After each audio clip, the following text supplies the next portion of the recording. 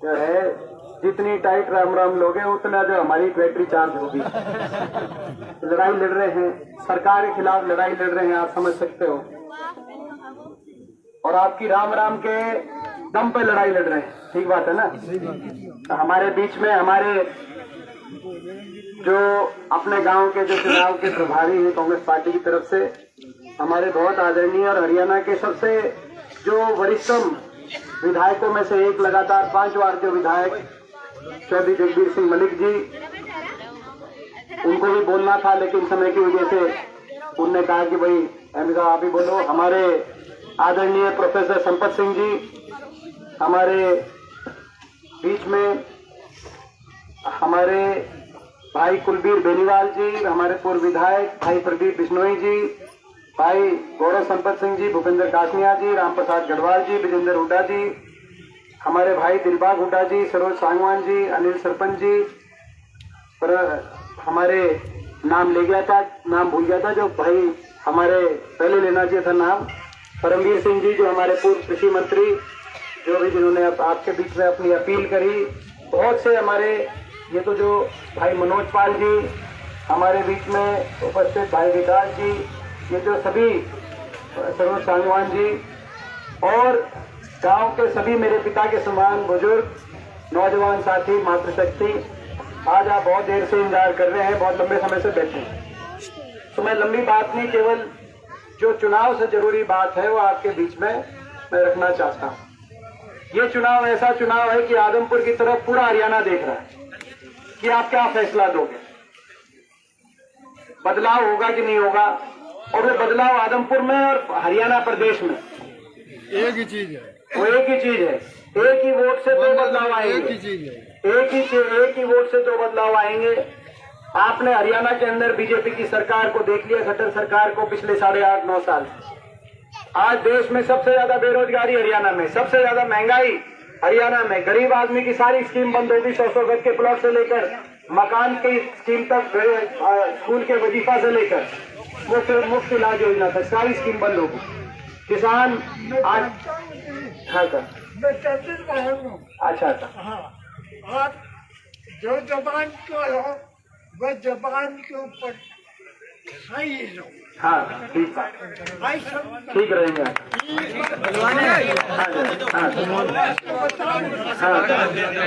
हाँ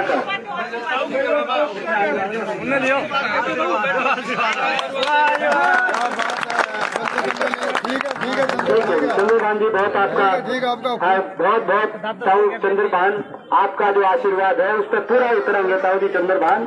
उस आशीर्वाद को, आपके आशीर्वाद से हम पूरी लड़ाई लड़ेंगे बीजेपी से। आपका बहुत बहुत धन्यवाद। तो ये देखो, ये सरकार, बीजेपी की सरकार, खट्टर सरकार, 8-9 साल में इन्होंने हरियाणा का भट्टा बिठा दिया। विकास कार्य ठप, अर्थव्यवस्था चौपट, हर आदमी का घर का बजट बिगड़ गया, बेरोजगारी, महंगाई। मैं आपसे पूछना चाहता हूँ, इस खट्टर सरकार को 5 साल का और लाइसेंस देना चाहते हो या सरकार बदलना चाहते हो? एक बार हाथ खड़ा करके भाई, ये सरकार बदलना चाहते हो? दोनों सरकार बदलो। दूसरी ओर एक ऐसे यहाँ पे जनप्रतिनिधि, एक ऐसे जनप्रतिनिधि जिनका रिकॉर्ड ना तो संसद में जाते तो संसद में बोलते हैं, ना कभी विधानसभा में आदमपुर के लोगों की वकालत करते हैं, ना सुख दुख में शामिल रहते, ना अवेलेबल रहते, कभी विदेश में कभी कहीं, ना विकास में शामिल रहते, ना अवेलेबल रहते, कभी विदेश में कभी कहीं, ना विकास कार्य कहीं कराने के लिए कोई प्रयास करते हैं। ऐसे जनप्रतिनिधि यहाँ तक कि उनकी जो ग्रांट होती है वो ग्रांट भी खर्च नहीं करते, वापस सरकार में ग्रांट जमा हो जाती है।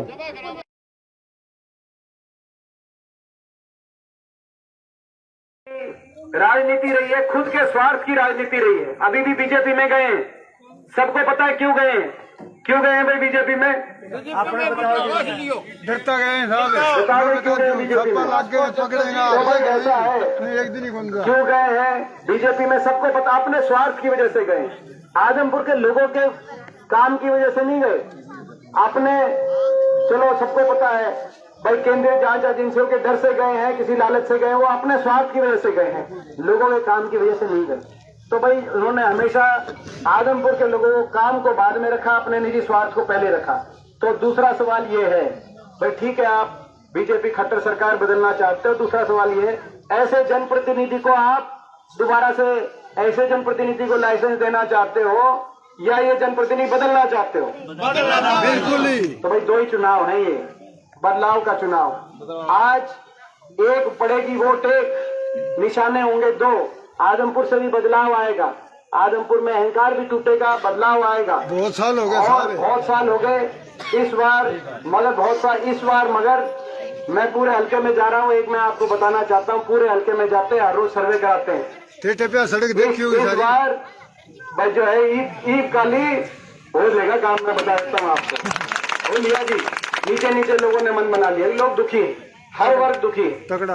दूसरा, आप एक निशाने से आजमपुर में भी बदलाव आएगा और प्रदेश के अंदर भी बदलाव आएगा। हरियाणा प्रदेश में 8 साल से 9 साल से जो सरकार, बीजेपी की सरकार, जिसको बड़े विश्वास के साथ आपने खट्टर सरकार बनाया को मौका दिया था, हरियाणा विकास में नंबर 1 था, प्रति व्यक्ति आय में नंबर 1 था, सबसे ज्यादा पेंशन हरियाणा में थी, सबसे ज्यादा गरीब की कल्याणकारी योजनाएं हरियाणा में थी।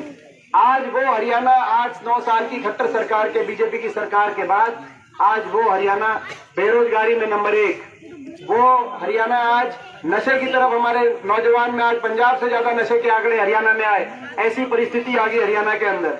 आज उस हरियाणा में सबसे ज्यादा महंगाई, हर वर्ग महंगाई से परेशान, सबसे ज्यादा वैट हरियाणा के अंदर, सबसे ज्यादा महंगा डीजल, पेट्रोल, रसोई गैस का सिलेंडर अगर कहीं देश में तो हरियाणा के अंदर है। और सबसे ज्यादा असंवेदनशील और अहंकारी और घमंडी सरकार, ऐसी सरकार जिसके खिलाफ हर वर्ग को सड़क पे आना पड़ा। आज किसान को सड़क पे आना पड़ा, कोई नई मांग के लिए नहीं, पुराना जो न्यूनतम समर्थन मूल्य का सिस्टम चल रहा था उसको बचाने के लिए 750 किसानों को अपनी जान कुर्बान करनी पड़ी। नहीं तो कोई सरकार हो जिसके खिलाफ धरने पे कोई वर्ग बैठे और किसी की जान चली जाए तो बहुत बड़ी बात हो जाती है लोकतंत्र में। यहाँ 750 किसानों की जान चली गई, लेकिन ये सरकार, इसका अहंकार और इसका घमंड, तो इसका अहंकार और घमंड में कोई कमी नहीं आई। आज स्कूल के बच्चों को सड़क पे आना पड़ा, किसान से लेकर स्कूल के छोटे छोटे नन्हे मुन्ने बच्चों तक को, और वो किसी नया स्कूल बनवाने के लिए सड़क पे नहीं आए। जो स्कूल पहले से बने हुए थे उन स्कूलों को बहाल रखने के लिए या उन स्कूलों में टीचर लाने के लिए वो सड़क पे उनको आना पड़ा। 8 साल में एक भी शिक्षक की भर्ती नहीं हुई, 8 साल में एक भी नया स्कूल नहीं बना, 8 साल में एक भी नई यूनिवर्सिटी नहीं बनी, 8 साल में एक भी नया कॉलेज नहीं बना। ऐसी सरकार आई है तो आपके सामने है, हर वर्ग को सड़क पे लेके जो सरकार आई, मौका है ऐसी सरकार को आप पलटो ताकि हरियाणा में विकास का पहिया दोबारा घूमे, दोबारा हरियाणा खुशहाली, आपस के भाईचारे के साथ खुशहाली की तरफ। देश में सबसे पहला होना चाहिए हरियाणा, दिल्ली के 3 तरफ हमें, मगर देश में बेरोजगारी में सबसे पहले हो गया हरियाणा। और इन्होंने 8 साल में ये आके बीच में आएंगे बीजेपी वाले, इनसे ये भी पूछना इन्होंने क्या काम किया। कोई एक काम बता दें, आजमपुर में एक काम बता दें, पूरे हिसार में एक काम बता दें। आपको याद होगा जब हमारी सरकार एक काम करे साहब, पीसा बहुत इकट्ठा करे, हाँ पीसो इकट्ठा करे, सरकार ने इतनू करे कहीं नहीं कोई। ठीक बात है, ये काम भी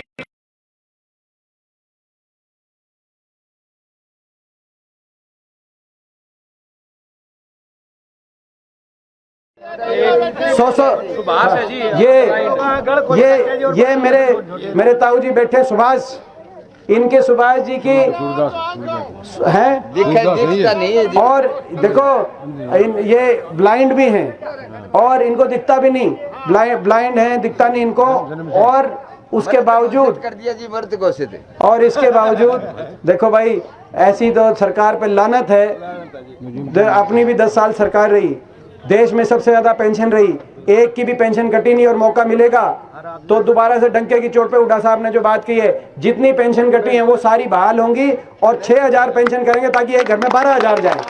पहली कलम से दोबारा से देश में सबसे ज्यादा पेंशन हरियाणा के अंदर, पहली कलम से 100 गज के प्लॉट की स्कीम जो उन्होंने बंद कर दी, उस स्कीम को दोबारा से शुरू करेंगे ताकि हर SC BC के हर परिवार को जिसको मर्द घोषित कर दिया मेरे। अच्छा, और जो 4.5 लाख लोगों की पेंशन जो है वो एक और वो चला था, रोहतक में भी एक की पेंशन कट गई थी, फिर उसमें एक वो नारा चला था, थारा फूफा जिंदा है, वो नारा चला था। तो ये खट्टर सरकार ऐसी सरकार है। और देखो सबसे बड़ी बात, 5 महीने पहले कुलदीप बिश्नोई जी ने वोट डाल दी थी बीजेपी को राज्यसभा इलेक्शन में, अपने निजी स्वार्थ की वजह से। कोई लोगों का लेना देना नहीं था भाई उपचुनाव, मगर निजी स्वार्थ से डाल दी वोट। चलो भाई, बीजेपी का वायदा था कि भाई विदेशों से काला धन लाएंगे, यही वादा था ना, काला धन लाएंगे विदेशों से, 15-15 लाख हर के बैंक खाते में जमा कराएंगे, यही वादा था।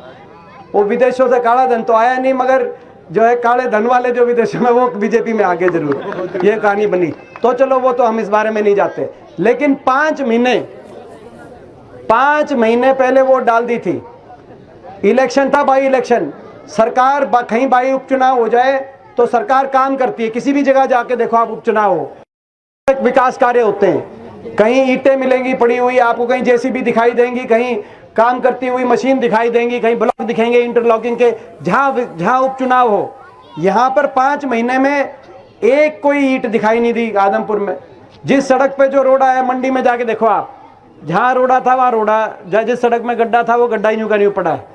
कहीं सेम की प्रॉब्लम थी तो कहीं पानी की निकासी नहीं करी, कहीं मुआवजा नहीं मिला किसानों को, तो 5 महीने में किसी एक किसान को मुआवजा मिला हो तो आप बता दो।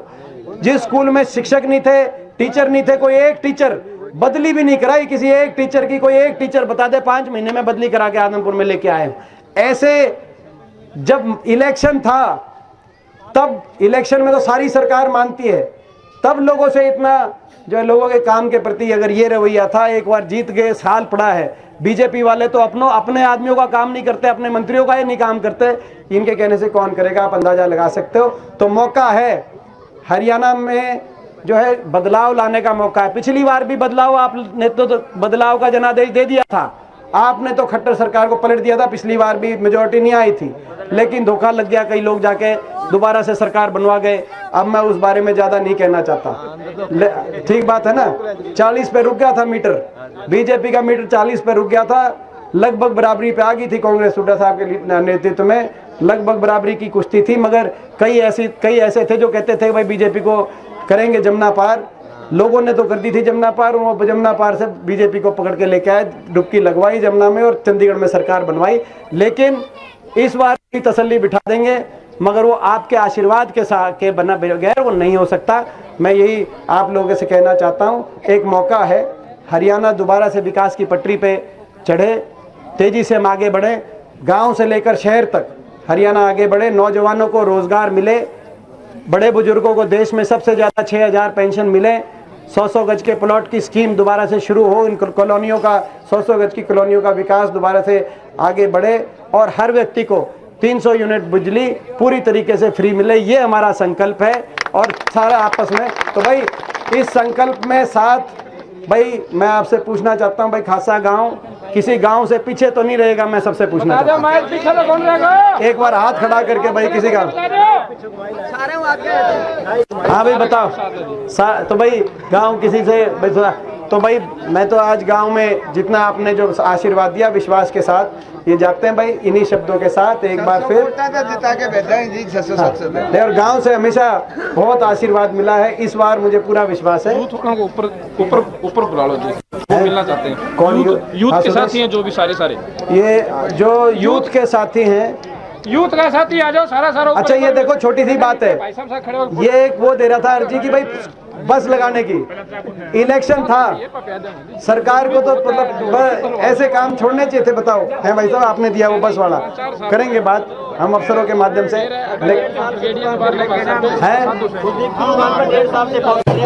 ये 1.5 साल से देखो, 1.5 साल से टेलीफोन कर रहे हैं कुलदीप जी की दुकान पे कि बस चल लग जाए, मगर वो बस कहाँ की, अपनी बस के चक्कर में थे।